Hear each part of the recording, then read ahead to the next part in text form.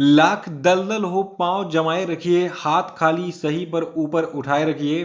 कौन कहता है छलनी में पानी रुक नहीं सकता, वर्फ बनने तक हौसला बनाए रखिए। देखिए आज है 21 सितंबर का दिन और आज की वीडियो में टोटल 10 मोस्ट इंपॉर्टेंट प्रश्नों पर हम चर्चा करेंगे जो कि आपकी सभी परीक्षाओं के लिए मोस्ट इंपॉर्टेंट है।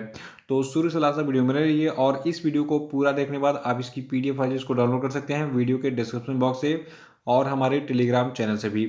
और देखिए जो लोग नए वो चैनल को सब्सक्राइब भी कर लेंगे, साथ में बेल आइकन प्रेस करके वीडियो को लाइक और शेयर भी कर देंगे। तो चलिए शुरू करते हैं आज के सेशन को। देखिए आज का पहला प्रश्न है कि किस देश ने विश्व में पहली बार वन्य जीव जिसका नाम है आर्कटिक भेड़िया, तो आर्कटिक भेड़िया का सफलतापूर्वक क्लोन बनाया है। तो देखिए अभी हाल ही में जो चाइना यानी कि चीन जो है इसने आर्कटिक भेड़िए का एक क्लोन तैयार किया है जो कि कुछ इस प्रकार से दिखता है। देखिए अभी हाल ही में चीन के बीजिंग में स्थित सिनोजेन बायोटेक्नोलॉजी नाम की एक कंपनी है, इसने दुनिया का पहला क्लोन वाइल्ड आर्कटिक वुल्फ को जो है पेश किया है और देखिए इसका नाम माया रखा गया है, ठीक है, जो कि अभी 100 दिन का है और इसका जन्म बीजिंग की एक लैब में हुआ है।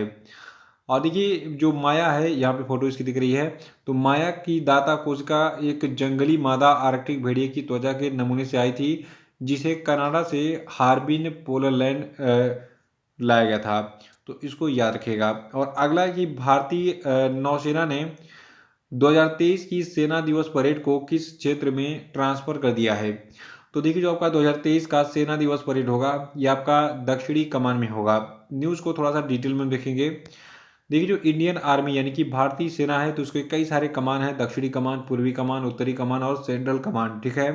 तो इसमें जो दक्षिणी कमान है 2023 में ये सेना दिवस परेड की मेजबानी करेगा। देखिए भारतीय सेना ने अपनी वार्षिक सेना दिवस परेड को दिल्ली से बाहर ट्रांसफर करने का निर्णय लिया हाल ही में और इसे वर्ष 2023 में दक्षिणी कमान क्षेत्र में आयोजित करने का निर्णय लिया है। और देखिए सेना के अधिकारियों के अनुसार ये परेड अब अलग अलग स्थानों पर बारी बारी से आयोजित किया जाएगा और प्रतिवर्ष इसका जो आयोजन स्थल है ये बदलता रहेगा। कहने का मतलब पहले दिल्ली में ही होता था लेकिन अब जो है ये पूरे भारत में अलग अलग जगहों पर होगा। और देखिए एक खास बात और है, जो आपका सेना दिवस है ये कब मनाया जाता है, ये 15 जनवरी को मनाया जाता है, ठीक है।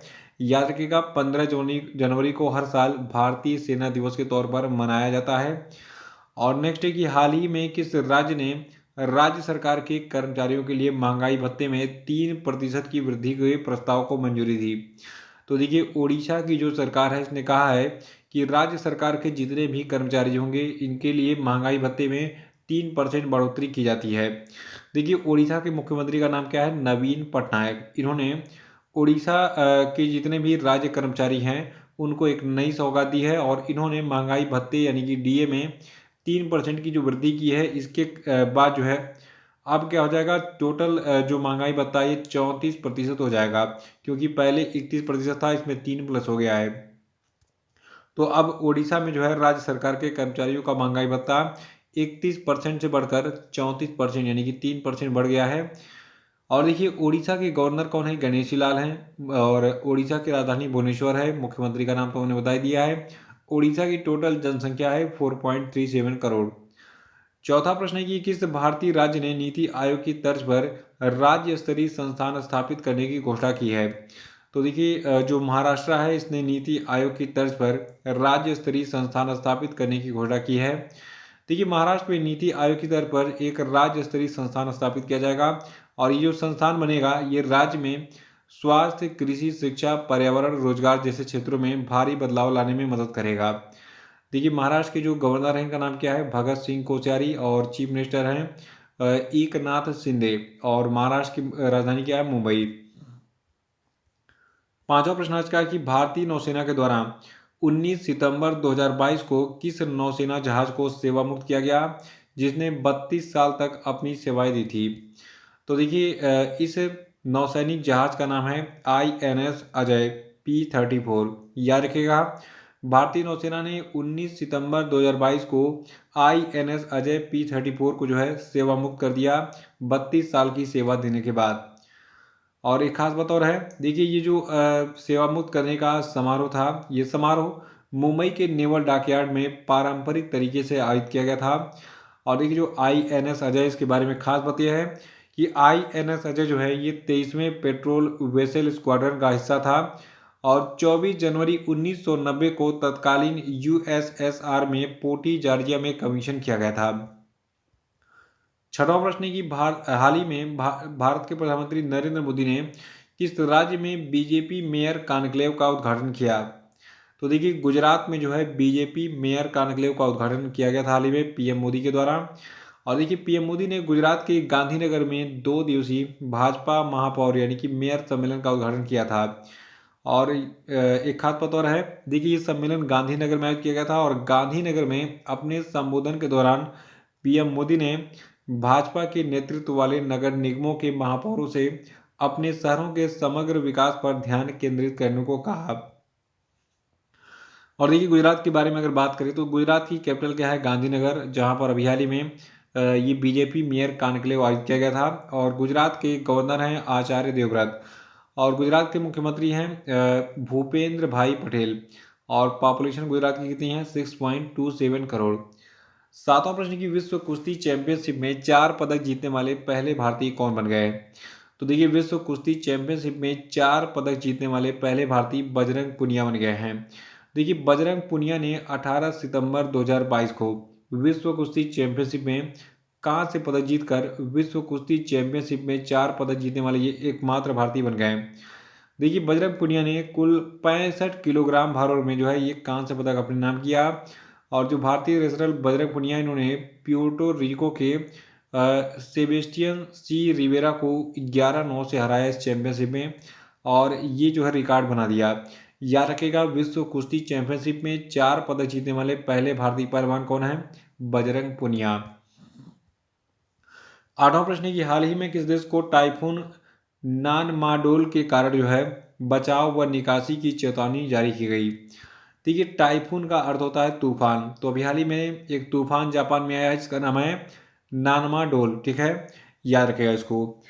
देखिए एग्जाम में प्रश्न घुमा के कैसे पूछेगा कि अभी हाल ही में कौन सा देश नानमाडोल नाम के एक तूफान से प्रभावित था? तो ये देश आपका जापान है। देखिए जापान में जो टाइफून नानमाडोल है इसके कारण जो जापान का कागोशीमा शहर है इसके दक्षिणी पश्चिमी क्षेत्र में तेज हवाएं चल रही हैं और भारी बारिश हो रही है, जिसको ध्यान में रखते हुए लोगों को वहां से निकलने की सूचना दी गई है। देखिए जापान ईस्ट एशिया में स्थित है और यहाँ के जो बादशाह हैं यानी कि राजा है इनका नाम है नारुहितो। और जापान की राजधानी टोक्यो है। जापान के प्राइम मिनिस्टर हैं फूमियो किशिदा। जापान की करेंसी है जैपनीज येन और यहाँ की पॉपुलेशन है 12.58 करोड़। देखिए जापान के जो एम्परर यानी कि जो बादशाह यानी कि किंग है इनका नाम बहुत पूछा गया है, याद रखेगा नारुहितो नाम है इनका। और अगला है कि स्थायी समुद्री पर्यटन के लिए एक वैश्विक digital platform green fins hub किस वैश्विक संस्थान से जुड़ा है? तो देखिए ये संस्थान आपका है यूएनईपी, इसको हम यूनाइटेड नेशंस एनवायरनमेंट प्रोग्राम कहते हैं अंग्रेजी में और हिंदी में संयुक्त राष्ट्र पर्यावरण कार्यक्रम कहते हैं। तो देखिए अभी हाल ही में यूके स्थित चैरिटी रीफ वर्ल्ड फाउंडेशन के साथ मिलकर संयुक्त राष्ट्र पर्यावरण कार्यक्रम यानी कि यूएनईपी ने हाल ही में the green fins hub launch किया। और जो आपका द ग्रीन फिन्स हब है ये एक वैश्विक डिजिटल प्लेटफॉर्म है जो कि स्थायी समुद्री पर्यटन को बढ़ावा देगा। और ये प्लेटफॉर्म ड्राइविंग और स्नॉर्कलिंग और ऑपरेटरों को उनकी जो है दैनिक प्रथाओं में सरल किफ़ायती बदलाव करने में मदद करेगा। और आज का हमारा 10वां प्रश्न है कि विश्व ओजोन दिवस कब मनाया गया? तो देखिए ये प्रश्न छूटा हुआ था लेकिन इसको मैं छोड़ूंगा नहीं, एक भी प्रश्न छूटेगा नहीं, पर ठीक है निश्चिंत रखिए। आज का जो छूटा हुआ प्रश्न है वो 4 दिन बाद मैं पढ़ाऊंगा, लेकिन पढ़ाऊंगा जरूर आपको ताकि आप जो है एग्जाम में सारे प्रश्नों को सही करके आएँ। और यही एक तरीके से सबसे बड़ा कारण है कि जितने मेरे स्टूडेंट हैं बहुत तेज़ी से सिलेक्शन पा रहे हैं। ठीक है, देखिए विश्व ओजोन दिवस को हम 16 सितंबर को मनाते हैं। देखिए सबसे इम्पोर्टेंट दिवसों में से एक है विश्व ओजोन दिवस, तो 16 सितंबर को ये मनाया जाता है। और देखिए विश्व ओजोन दिवस जो है ये 16 सितंबर को ओजोन परत के यानी कि ओजोन लेयर के संरक्षण पर ध्यान केंद्रित करने के लिए मनाया जाता है। क्योंकि ये ओजोन का जो केमिकल फार्मूला होता है ये आपका है O3। ठीक है, तो ओजोन को जो है O3 से हम डिनोट करते हैं। देखिए विश्व ओजोन दिवस 2022 का थीम यानी कि विषय है पृथ्वी पर जीवन की रक्षा के लिए वैश्विक सहयोग। इसको जरूर याद रखिएगा कि 16 सितंबर को विश्व ओजोन दिवस मनाया गया और 2022 के लिए इसका थीम रहा पृथ्वी पर जीवन की रक्षा के लिए वैश्विक सहयोग। और अब हम बात करेंगे आज के सभी क्वेश्चन पे, तो सभी लोग कमेंट बॉक्स में आंसर देते रहेंगे। पहला प्रश्न आपके लिए है 2023 में शंघाई सहयोग सम्मेलन का मेजबान कौन होगा, बताइए। देखिए ये प्रश्न सभी परीक्षाओं के पेपरों में छप गया है और इसका उत्तर जानने के लिए कल का वीडियो देख लीजिएगा, नहीं तो एक प्रश्न आपका जो है एग्जाम में गलत हो सकता है। दूसरा प्रश्न है कि सुधारवादी नेता ईवी रामासामी पेरियार के जन्मदिन पर कौन सा राज्य सामाजिक न्याय दिवस मनाता है, बताइए। और तीसरा कि अंतर्राष्ट्रीय तटीय सफाई दिवस किस तिथि को मनाता है, बताइए। चौथा कि हाल ही में किस पत्रिका को राष्ट्रीय राजभाषा कीर्ति पुरस्कार दिया गया, बताइए। और पांचवा कि 2022 तक जीडीपी के अनुपात के रूप में भारत का लॉजिस्टिक्स लागत क्या है, बताइए।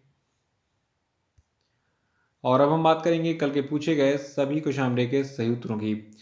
देखिए कल का पहला प्रश्न था कि हाल ही में भारत में 70 साल के बाद देश से लुप्त हो चुके चीते को किस देश से लाकर मध्य प्रदेश के कूनो वाइल्ड लाइफ सेंचुरी में छोड़ा गया।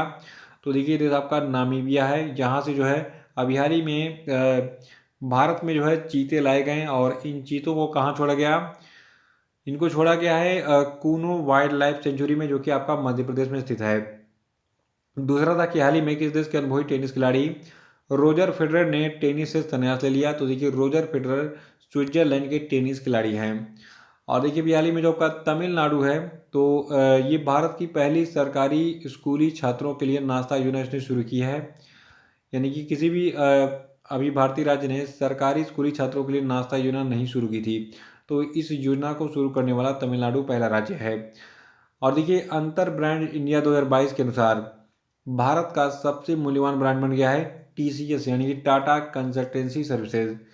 और पांचवा प्रश्न था कि हाल ही में किस संस्था ने आंगन 2022 सम्मेलन का आयोजन किया। तो देखिए संस्था है ऊर्जा दक्षता ब्यूरो। तो आपको ये वीडियो कैसा लगा कमेंट बॉक्स में जरूर बताइए और वीडियो को जरूर लाइक कर दीजिएगा और इसको शेयर कर दीजिएगा। धन्यवाद।